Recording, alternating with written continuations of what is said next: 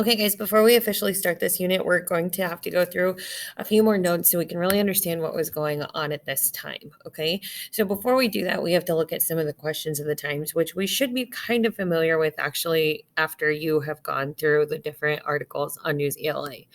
So, first of all, you have to look at the questions of the times. What entitles people to claim land as their own? Why did they feel like they could just come in and decide that the land was theirs, even though the Native Americans had been there longer? What is it that caused them to seek out the unknown? What were they facing back in England that caused them to go to a different place and try to start over? Are people destined always to struggle against their worst instincts, or are they fundamentally good and capable of becoming even better? And who really has the right to rule? So, those are some of the questions that we'll be looking to answer as we go through. Okay, so before we start with our early American writing, we have to look at our historical context. Hopefully, you guys remember what historical context is.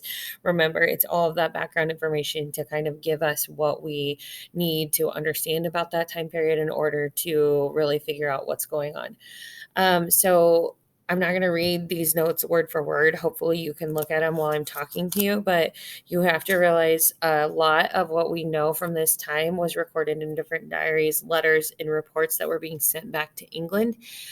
They were more so concentrating on describing what they were seeing and the different things and people that they had encountered there. And they really, had to come to terms with and understand that people had been living in the Americas for tens of thousands of years before they even got there and fully discovered it. And millions of people were on the continent on the eve of the arrival of the Americans.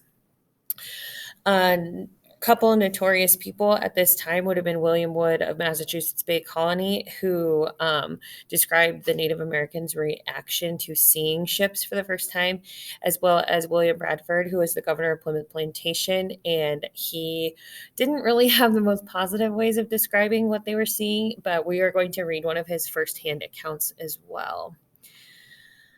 Um, Another thing that we're looking at when we're talking about historical context is remembering that the first permanent colony was established in Jamestown in 1607, and even though they had came to a new place, they hadn't broke away from Britain yet, so they still thought of themselves as English subjects, and they were supporting England economically by exporting what they were coming across or creating in this new world back to England, which in turn Britain helped to protect the colonists if in their fights against the Native Americans or others, and while France partnered with the Native Americans. Okay, in that first war, the French and Indian War, which we'll talk more about that later. What else? England allied itself with the Iroquois. Great Britain ended up claiming all of North America east of the Mississippi River.